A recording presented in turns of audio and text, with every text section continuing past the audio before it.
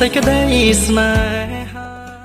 ភ្ញៀវទេសចរដែលមានបំណងមកខេត្តស្ទឹងត្រែងខ្ញុំណែនាំឲ្យអញ្ជើញមកដល់មណ្ឌលផ្ដល់ព័ត៌មានទេសចរសិនដើម្បីទទួលបានព័ត៌មានសក្តានុពលទេសចរនានានៅក្នុងខេត្តស្ទឹងត្រែងជាពិសេសបងប្អូនអាចសាកសួរនៅព័ត៌មានជាច្រើនដូចជាផែនទីគោលដៅទេសចរ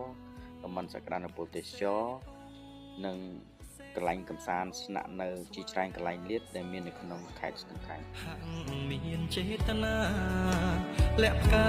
ពីនេត្រាខ្ញុំទាំងអស់នេះគឺជារូបភាពខ្លះៗស្ដីអំពីសក្តានុពលទេសចរដែលមាននៅក្នុងក្រុងស្ទឹងត្រែងក៏ដូចជាសហគមន៍នៃទេសចរនៅខេត្តស្ទឹងត្រែងក្រោមផ្ទៃមេឃស្រឡាញ់បោកផាក្រពុំបងមិនហ៊ានស្និទ្ធលួចស្នេហ៍ក្នុងចិត្តត្បិត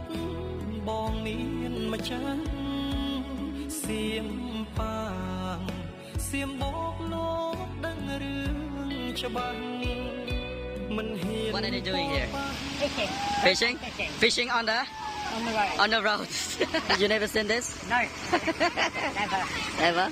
This is new to me. ថាឡាបរិវត្តគុំចាត់ទុកខ្ញុំសា